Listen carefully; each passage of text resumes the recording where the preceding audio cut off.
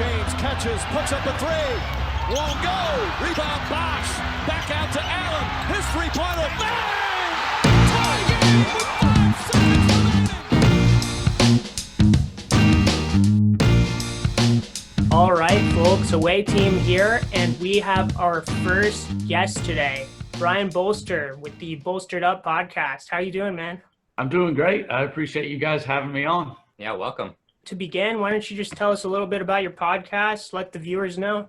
All right. Yeah, you guys can find me on Instagram at bolstered_up_sports, on Twitter at BS_takes. My podcast is available on all major platforms, including Apple, Spotify, Anchor, and I cover all things sports, everything from the NFL, NBA, golf, and MLB. I've got a great series on the Duke-UNC rivalry, as well as a lot breaking down The Last Dance ESPN documentary, as well as a little bit of a NBA GOAT discussion. So a lot to check out, and you guys should definitely head over there and look. Yeah, the GOAT discussion, we'll get into the Tim Duncan video a little later on the podcast. It got a little touchy on Twitter. I was a big fan of that, man. Yeah, it was a lot of fun just having the conversation, and, you know, some people are more willing to have that debate than others, but either way, it's fun, whether or not some people are getting upset or not, you know. I think it also brings up a lot of other questions about the sport of basketball and the direction that it's headed in. What does it mean to label a player as playing a certain position? So I think, yeah, we'll get into that. But should we just start with the exhibition game started yesterday. So we got our first preview of how they're going to kind of do the court, mimic the home game environment with those big TV screens in the back. It's a little weird, but, I mean, what can you expect, right?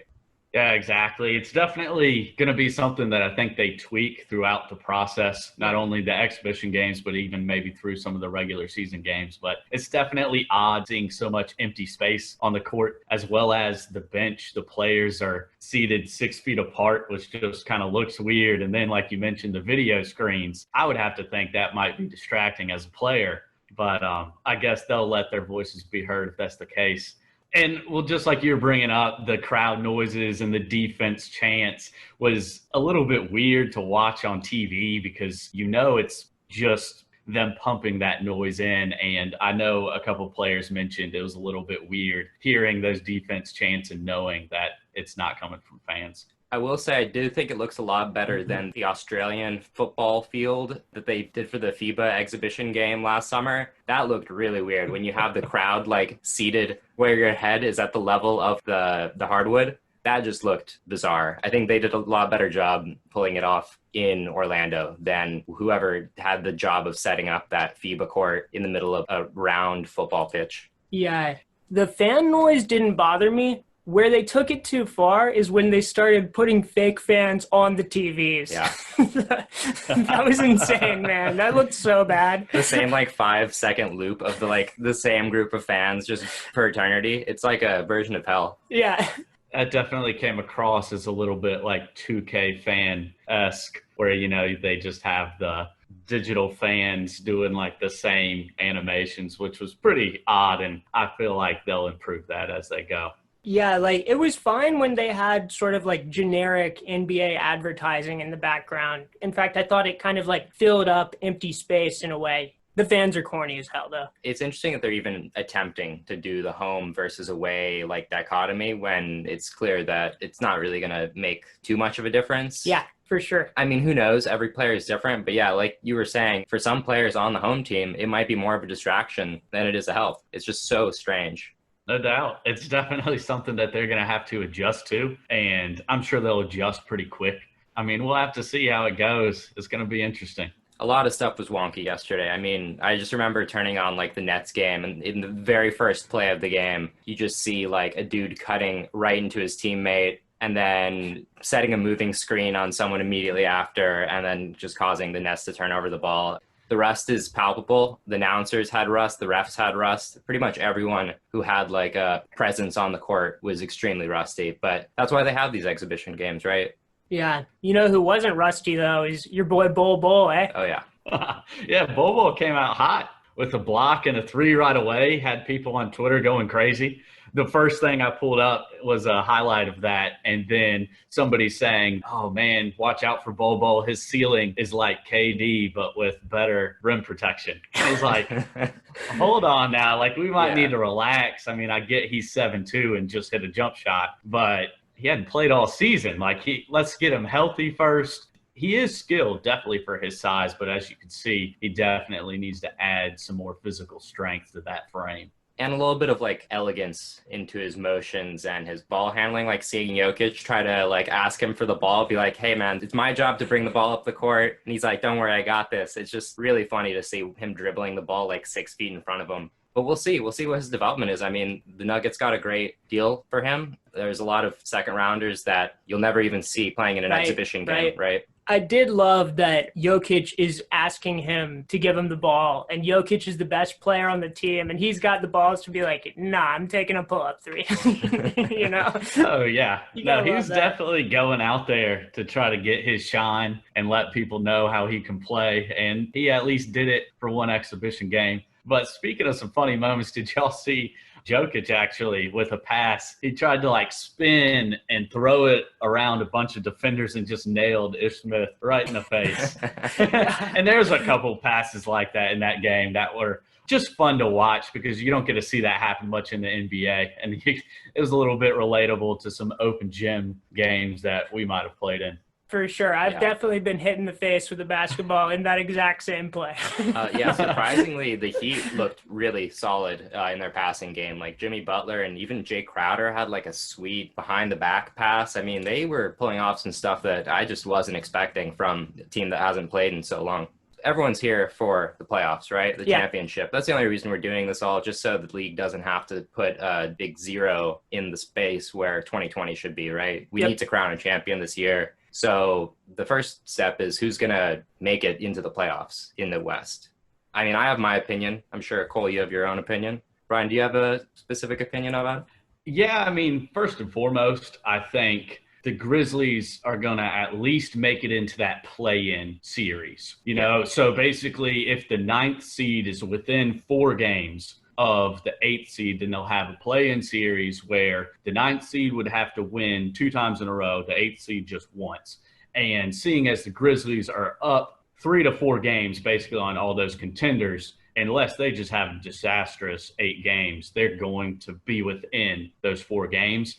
After that, I think the likely challenger will be the New Orleans Pelicans. And a lot of that is because of Zion Williamson. And also their schedule lines up quite a bit easier than both Portland and the Grizzlies. So if I had to bet, I would say those would be the 2 teams that are going to face off in that play-in series. I think you're right. They're probably the favorites to make it into the play-in tournament. And then, you know, it's just a coin toss between them and Memphis. Yeah, because I think it was only 2, but they just crushed Memphis, both with and without Zion. So if you're Memphis, you're going to be worried about running into the Pelicans and doing everything in your power to avoid that. Man, you'd love to see Ja versus Zion, though, in the play-in tournament, though. Like, the narrative there is great. Oh, 100%, because it's likely that Ja's going to be announced the Rookie of the Year, but, you know, a lot of people are saying, okay, Ja should win the award because he's played more games, but we all know Zion's the better rookie. So I'm sure they'll both have a chip on their shoulder. And what's interesting is the Pelicans have been a top 10 offensive and defensive team with Zion. So although they only went 10-9 with him, they were really better than that. And I think we could see that play out, not only in this 8 regular season games, but also in that play-in series. You know, the Grizzlies, I'm sure they feel confident, but I would be worried about a matchup with the Pelicans or with the Trailblazers if they can get there. I know they've struggled a lot this year, but when it comes down to it, and you're talking about a play-in series, and it's Ja Morant and a young core versus Dame Lillard, CJ McCollum, and more, that would be tough just from an experience factor. Right, with Nurkic back, I mean, who knows how Nurkic and Collins are going to look. I feel like no one's really talking about it because no one knows what to say, but that, in theory, is a huge advantage for the Trailblazers and one that I'm sure they could have used, they feel they could have used all year because they had a really tough time on defense, especially in the front court. I mean, their front court was in shambles. So hopefully they can, in these 8 games, kind of redeem that reputation their team has built over this season, and kind of get back to a state of, okay, we went to the conference finals last year. We're like a serious team. It's time for everyone else to take us seriously too. Right. So we got the 8th seed, but I think the more important question is, what is the race out of the West going to look like, right? Because although it's very exciting to think, okay, Zion versus LeBron or Ja versus LeBron, I think we all know how that series is going to look, or have a faint idea of how it's going to look. I mean, it's a little early to draw conclusions. We don't know if someone's going to catch COVID and have to sit out the rest of the season or whatever. But in the overall scheme of things, as exciting as this race for the 8th seed is, we already kind of know what's going to happen. And the real question is, are the Lakers or the Clippers or are the Nuggets going to be a dark horse? Like, what is that race out of the conference finals going to look like? Yeah, it'll be really interesting. I know Charles Barkley's already gone on the record and predicted that if the Portland Trailblazers get the 8th seed, that they're going to upset the Lakers. And, Man, I think that's a hot take to say the least. I really don't see that happening. And I kind of doubt that the Trailblazers end up in that 8th seed, but I guess anything's possible. I think it definitely is going to come down to the Lakers and the Clippers in terms of the Western Conference, and I would still side with the Lakers. I know the Clippers are a hot team, and it's definitely advantage to them to be in a neutral site versus playing in LA. Seeds aside, even for the, quote, home games that the Clippers would have, those really wouldn't be home games. That stadium's going to be at least 80% Lakers fans at all times. So I think they do kind of luck out in that sense. It's going to be interesting to see how really both teams battle some injuries. I know the Lakers had Avery Bradley choose to sit out for a family issue, and we can all respect that. And then Rondo had a hand injury that I believe is going to hold him out 6 to 8 weeks. And Frank Vogel said that he expects him to be back for the playoffs. If not the first round, probably the second round is what I would expect. But honestly, I don't think Rondo being out for the Lakers is really a bad thing. No. If you look at how he's played, at least the last 2 regular seasons, he's been pretty awful. I know, around Twitter at least, there's always like, oh, but just wait for playoff Rondo. It's like, okay, that's cool, but we haven't seen that for like 4 years. So I'm not sure if he can just pull that out of his hat this year. But when it comes down to it in the playoffs, typically the team with the best player wins the series. Mm-hmm. I think it's almost inevitable that we see Lakers versus Clippers, although the Denver Nuggets will probably get some hype on Twitter, especially with Bobo making his appearance. But I think it's Lakers versus Clippers. Yeah, it's weird to say this about a team that's convincingly the 2nd seed in the West, but I think some people have been a little bit maybe disappointed with the Clippers because people were expecting all these things. Like, there was so much hype before the season. And then when the season actually starts, first night, they beat the Lakers convincingly. And then the Lakers start going on a crazy run of wins, right? They lose 3 games, win 24 games, whereas the Clippers have more of like okay, this is like a pretty solid season going on. But then again, we didn't have Paul George for the first half of the season. We haven't even had probably 8 games straight of Paul George and Kawhi Leonard playing together until now. Yeah, and at the end of the regular season, the Clippers looked amazing. I mean, in the last 5 games of the regular season, they were probably the best team in the league. I'd say the only way to argue Clippers over Lakers for the bubble is in terms of just overall depth. Like, just 1 through 7, the Clippers have such a strong team with Beverly, Kawhi, Paul George, Zubac, Lou Williams. And Lou Montrezl Williams. Yeah, 2 girlfriends. Yep.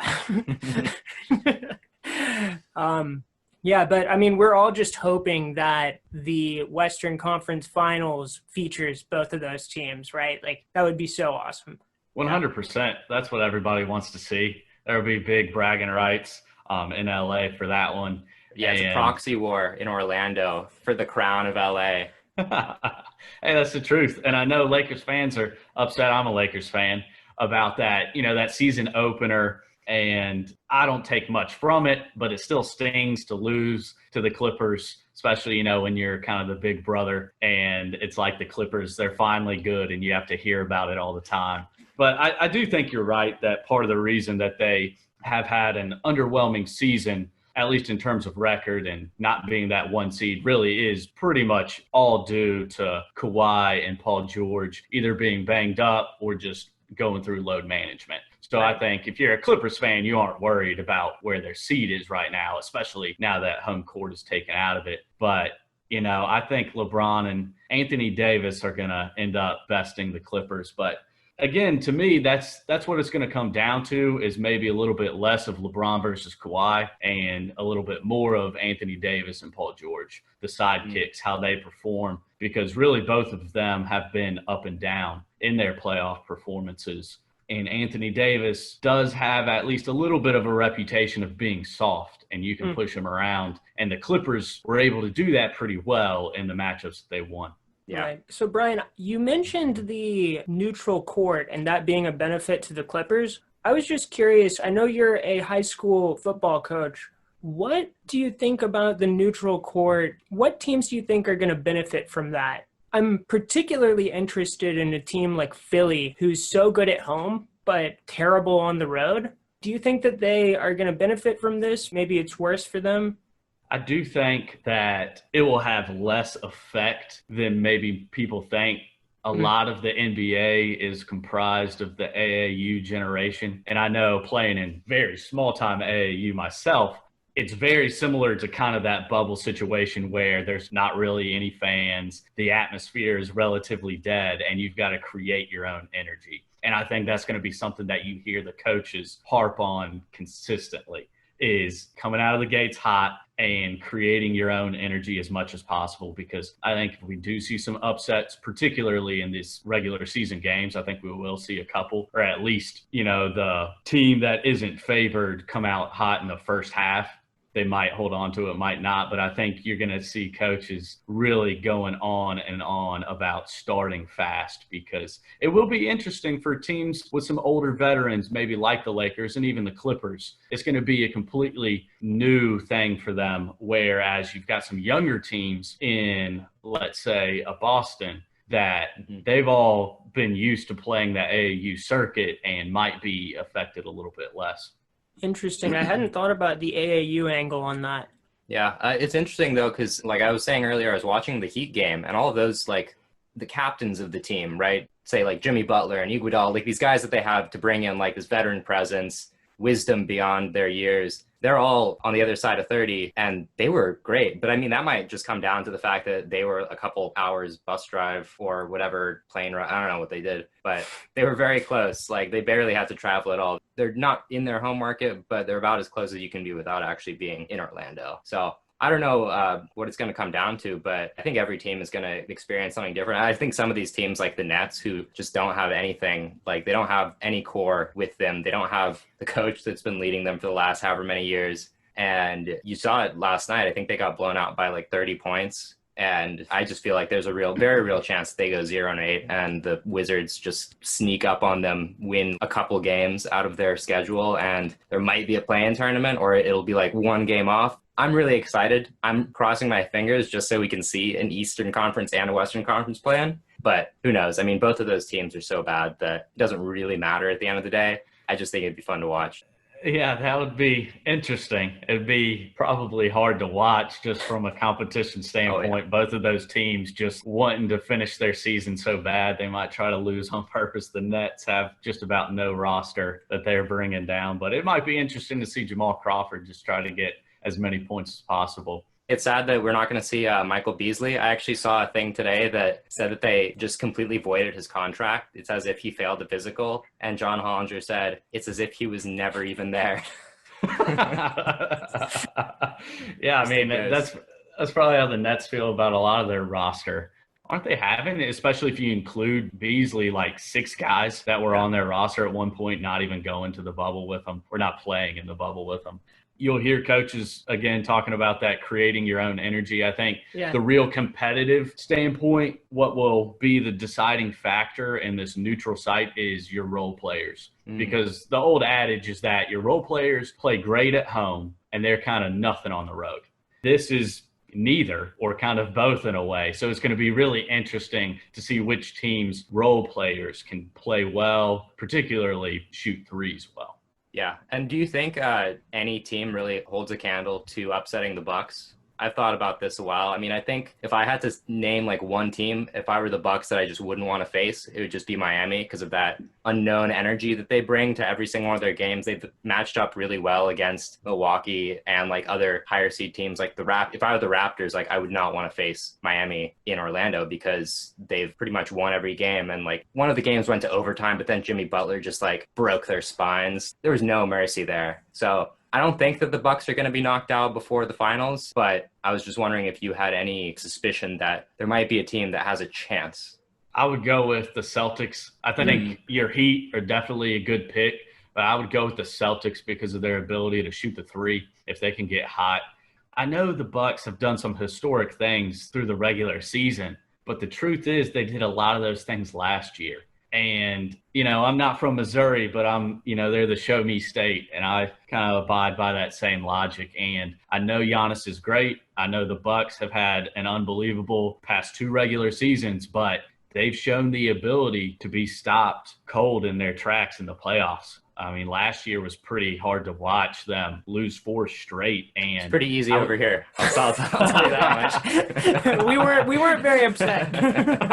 Yeah, no, I can imagine Toronto was more than happy to see that happen. But, that's the one thing with Giannis and really for any player in the NBA now. If you don't have that jump shot, you are a little bit easier to stop, particularly when it comes to the playoffs. And the play gets more physical. And Brad Stevens, I think, is one of the best coaches. And he talked a lot about building a wall and just not letting Giannis get to the hoop and putting the pressure on guys like Chris Middleton and Eric Bledsoe to hit those threes. And we've seen Middleton disappear and Bledsoe just be playing awful. So I think the Celtics, as well as other teams, are going to continue with that strategy, and it's going to be on particularly the Bucks role players to hit those threes, which will be interesting because just like we mentioned, it's a neutral site.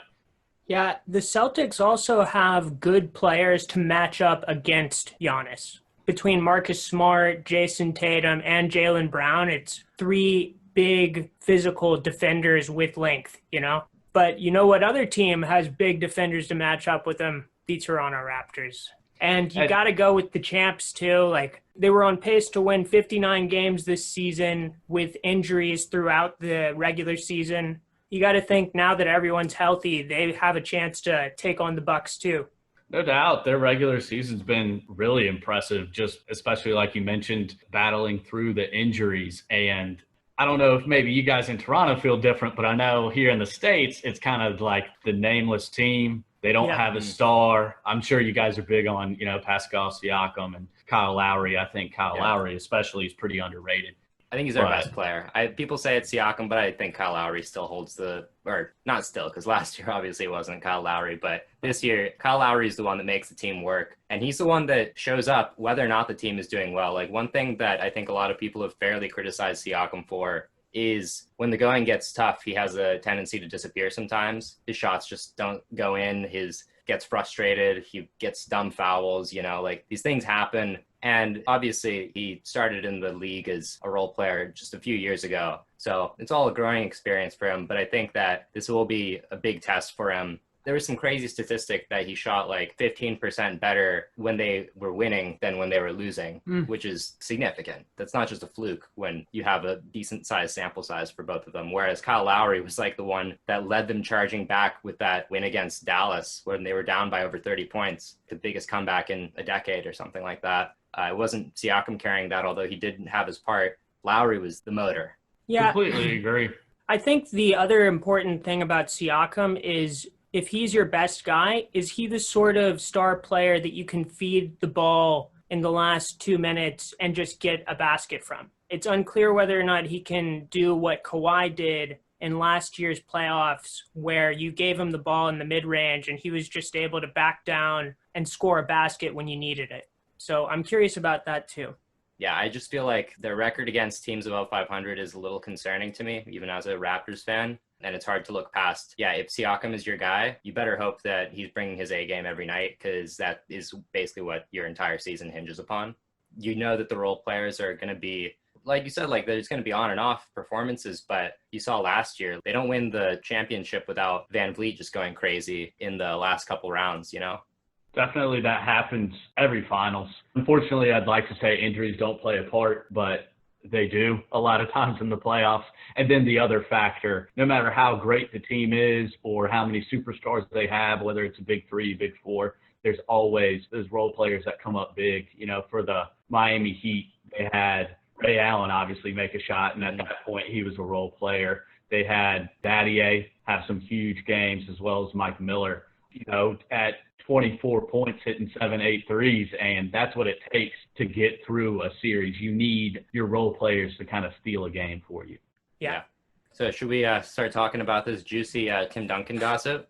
I think we've covered the season in the bubble pretty much. But yeah, the Tim Duncan video was interesting because basically your argument is that Tim Duncan is rated so highly by people because a lot of people, they think that he's a power forward, right? And he's clearly a top 2 power forward of all time. And then people, you would say, overrate him based on that. But your argument, which I thought the most interesting part, was that he's a center because you can play 2 centers out the court at the same time, right? And maybe the lineup data will call it a power forward because he matches up against the other team's 4. But in reality, the way that they're playing is not really reflected by giving his position that title, right? And I think you're seeing this a lot when people are talking about like, oh, who's the center in this Houston lineup? It's like effectively they're playing with the guy that has to match up against the other team's center. He's not really playing like a center. No one on Houston is really playing like a center anymore. They're not rim running. They're not sitting by the dunker spot. They're spacing the floor for James Harden and Russell Westbrook and letting them do what they do. So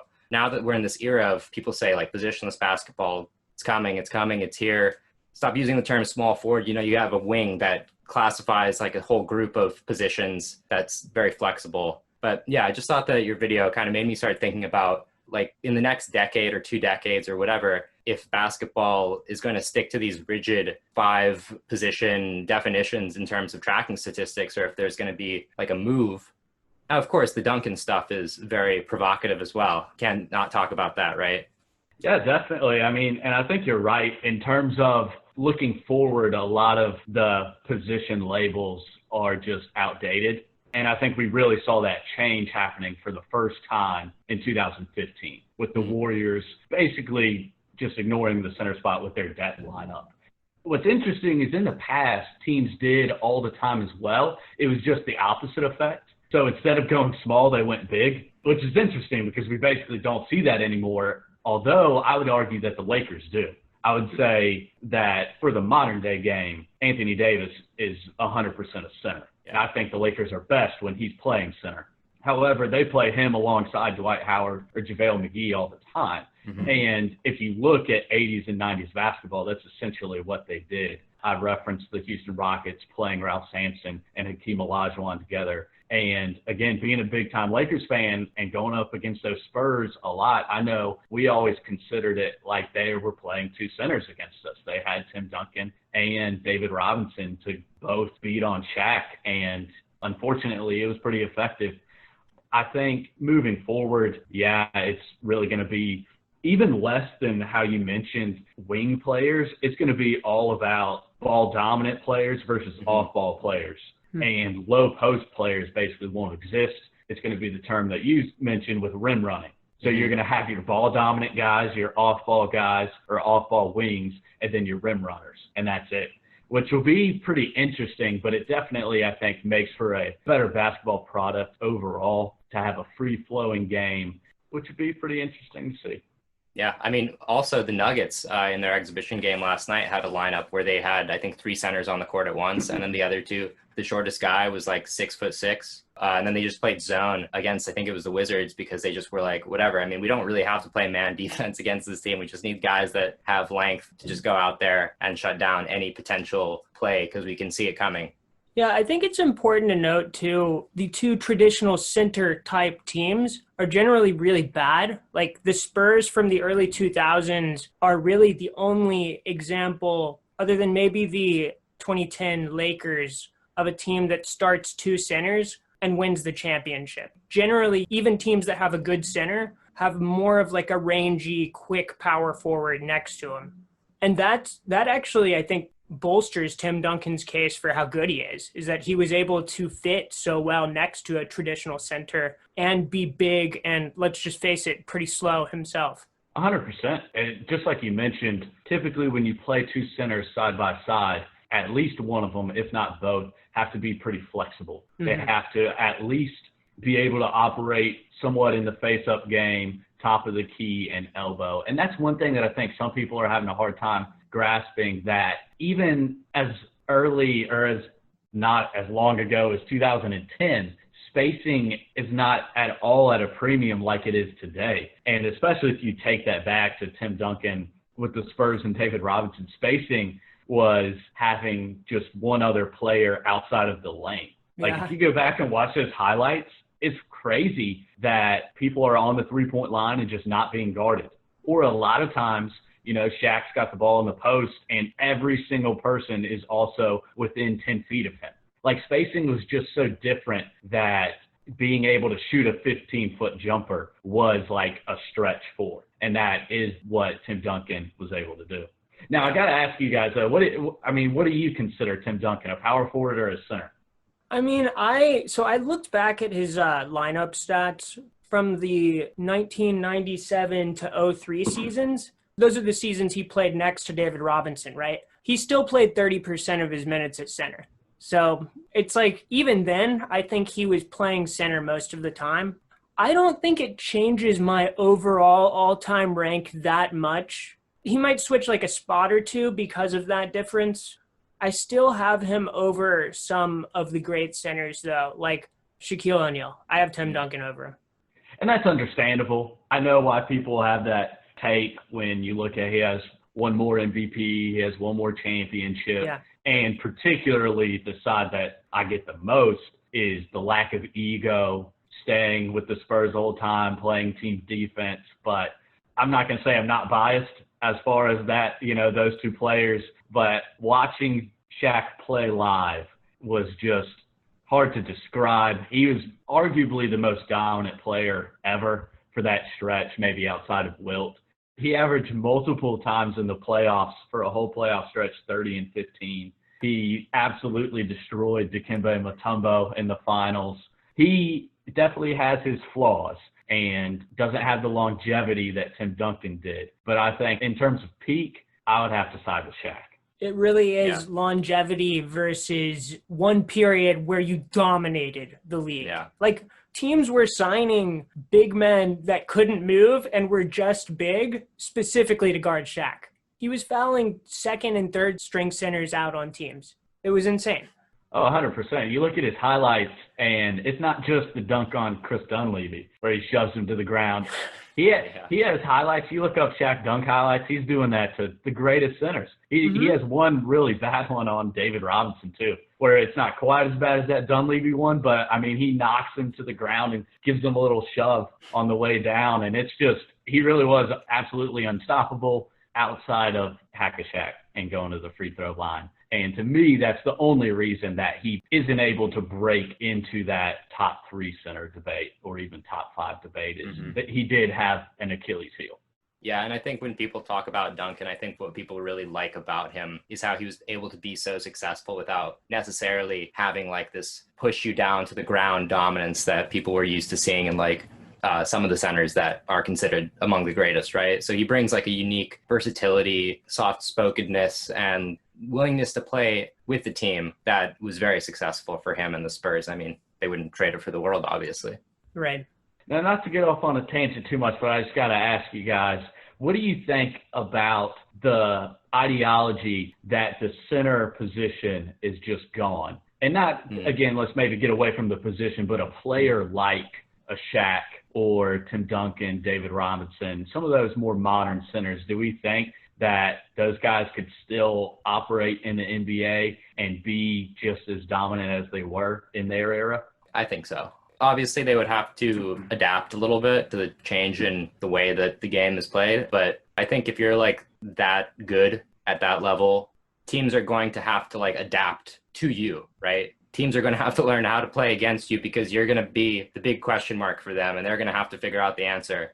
I think like Philly, for example, very consciously went into the season building their roster being like, we need to take down the Bucks. We're going to be really big and we're going to stop them in their tracks. Like they think that they have all this length on us, but we're just going to like come out with this crazy defensive lineup. And then it turns out to be not that good. Like they learn over the course of the season, maybe like you were saying earlier, maybe the trick is to shoot them outside the arc, right? While stopping Giannis just a little bit. Right. I think, like you said, in order for a center to be dominant in this era of the NBA, they need space, right? The other four players on the team need to be good three-point shooters, because otherwise, if you have a bad three-point shooter, and you see this a lot with Philly when they have Ben Simmons on the court, Simmons' guy just switches over to a double on Embiid when he gets into the post. Like, people complain about Embiid shooting mid-range jump shots over his guy, but in a lot of cases, he has to do that because if he backs his guy down, he's getting a double team. I think a big man can be dominant in this day and age, but you just have to have a very precise roster construction around him.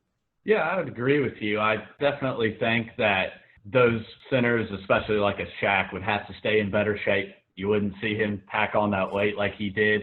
But I really think he would have the opportunity to dominate more so than even in his era, because like you guys brought up, there'd be so much space that, like, okay, it's cool that Shaq can't run around with some of these string bean centers, but also, like, you would not be able to ever stop him.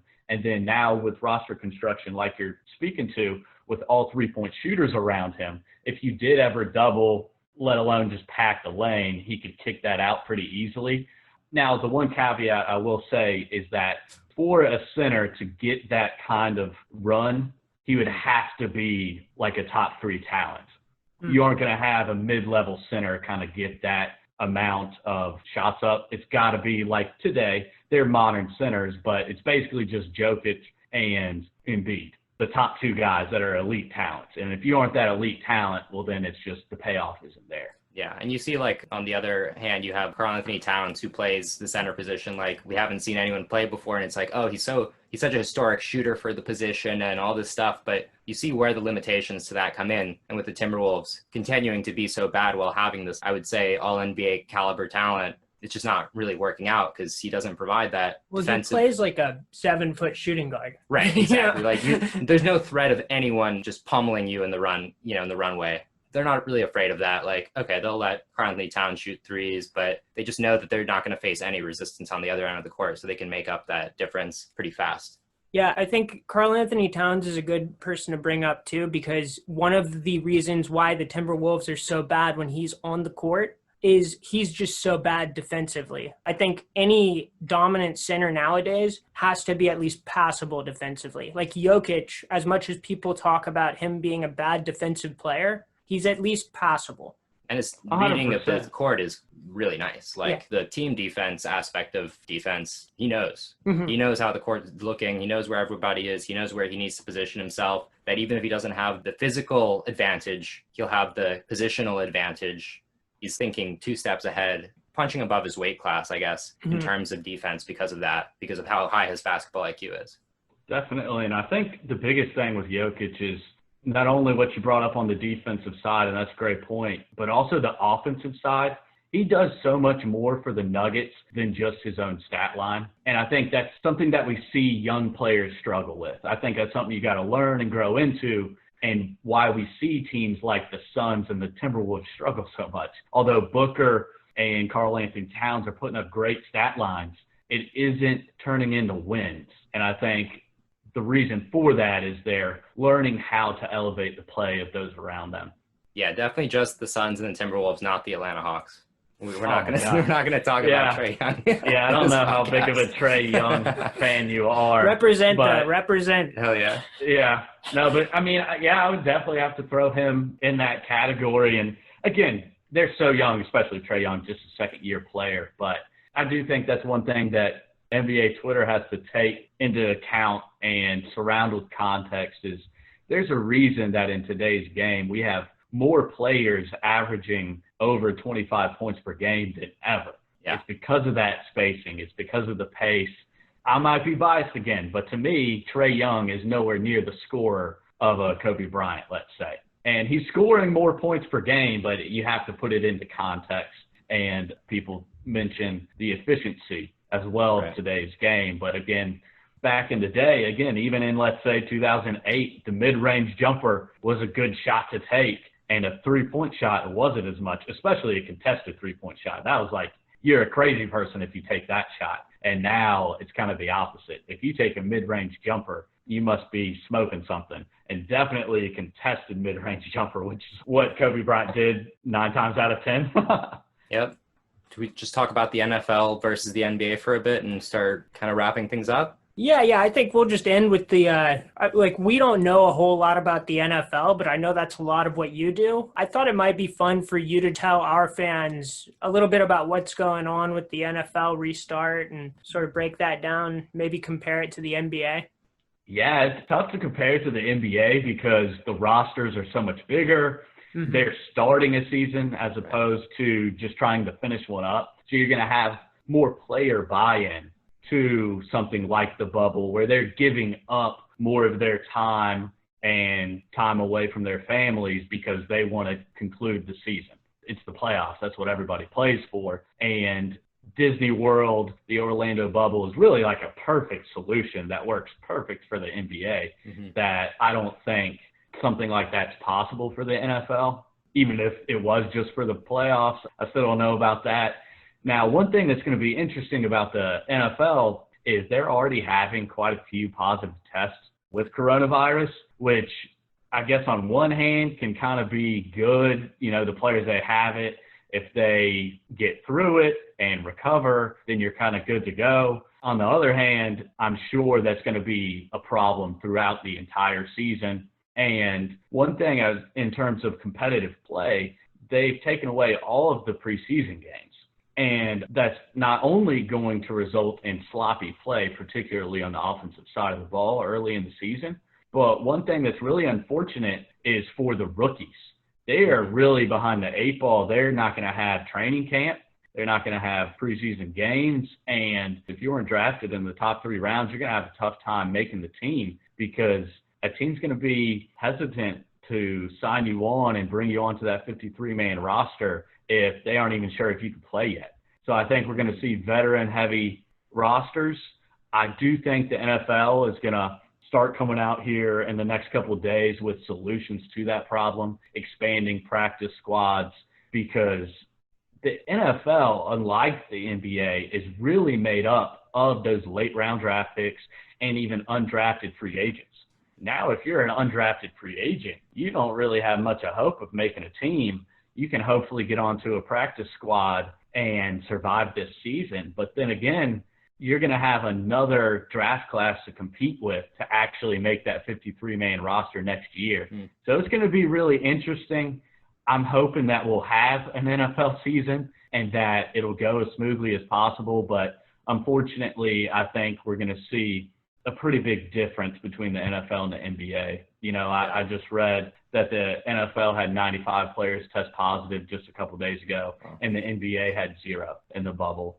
So it's going to be really interesting. And one last thing I'll say in terms of rosters, I know a couple NFL teams have even talked about quarantining a section of their roster, like just having, you know, their third string quarterback just quarantine them all the time, just so they know that they can have somebody go on Sunday, which is crazy. Yeah. The other disadvantage that the NFL has that, for example, like the MLB, right, one of their fixes was like, oh, we'll just like shorten the season by more than half the games. You can't really do that in the NFL without completely messing up. I mean, 16 games in a season is already such a small amount when you compare it to all the other leagues. And you think there's so much random chance involved. Teams can outperform or underperform. You look at expected wins, right, that statistic, and you look at some of these NFL teams that go like they have these pathetic records like 4-12 or something. And when you look at their score differential, it's like this is like a 8-8 team at least. Those little things just matter that much more, and you just can't shorten that season much more than 16 games because you're messing up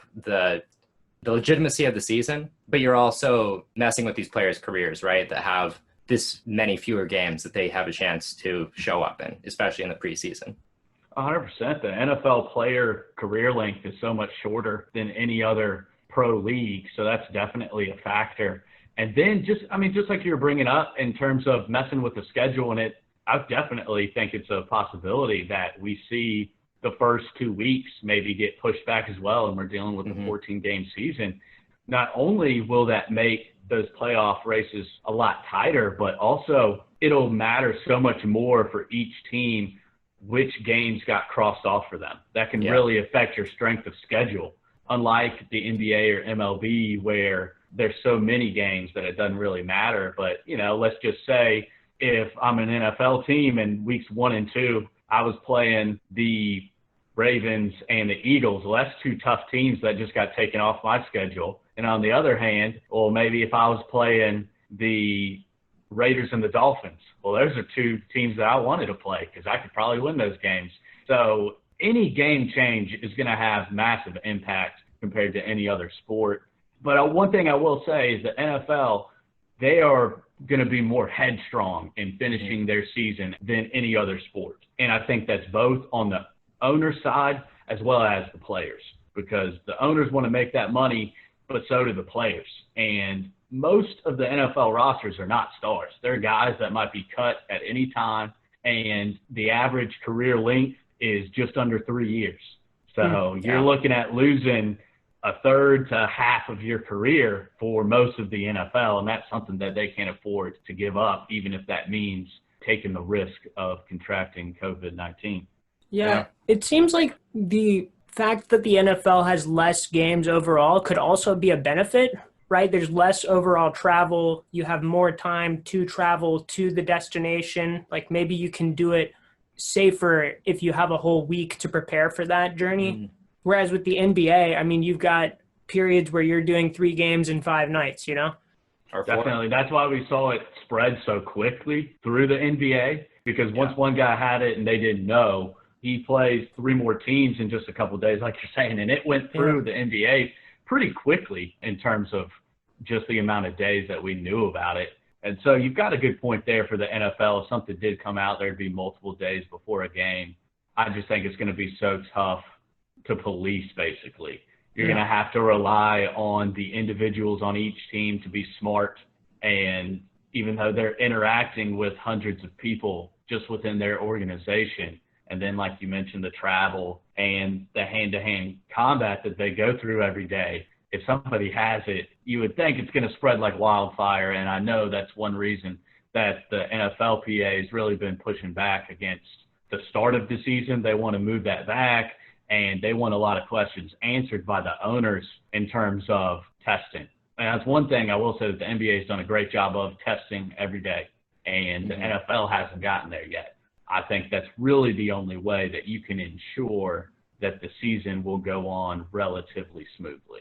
Yeah. I think there's so much revenue on the line that they kind of have to do it right. And I think that'll push them in the right direction and to make the protocols. I'm sure they've been thinking about this for months and they're just waiting to unveil whatever they have in store. So it'll be exciting to see how good of a plan they have. Who knows if they're going to have ways of reducing the amount of travel like we've seen happen with the NHL bubble and the NBA bubble, eliminate travel altogether if possible. But yeah, I mean, hopefully, in the next few days, we'll find out a whole lot more because, it's coming up fast. Definitely. And there's so much riding on the line, not only for the players and owners, but, there's so many people that these pro leagues affect in terms of their careers as well. The people that cover the sports, the people that work the concessions, and we're finding out more and more each day what each state is going to do as far as limiting the fans that can go to the stadiums. And I would imagine that we're going to see very limited capacity, if any fans at all. Well, Brian, I'm trying to be mindful of your time, so I guess we'll wrap up the pod here. Just one more time, if you could plug your Twitter and your pod handle for our viewers. Yeah, first, I want to thank you so much for having me on. It was a lot of fun, and I appreciate you guys giving me the opportunity. Look forward to doing this a little bit more with you guys, maybe having you on my show. Yeah, for sure. And yeah, definitely. If the listeners are interested, please follow me on Instagram at Bolstered Up Sports, on Twitter, and my podcast is available on all platforms. I'm going to have a new episode coming out here in just the next couple of days, breaking down the recent Memorial Tournament a lot of Tiger talk, and I do a lot of NFL and NBA talk as well. I think I provide a fresh perspective from a high school football coach's point of view. And again, just want to thank you guys for having me on. Yeah, thanks for coming on. And to anyone who's new to our podcast, you can follow us at Away Team Pod. We're on Spotify and all other major podcast services. So give us a follow, subscription, whatever you guys do in your part of the world. We'll have Nets Magic season recaps. And then Dallas and Memphis after that. So maybe some people will be a bit more excited about that one. Who knows, though? I had fun with the Nets Magic. It was more fun than I thought it was going to be. Yeah.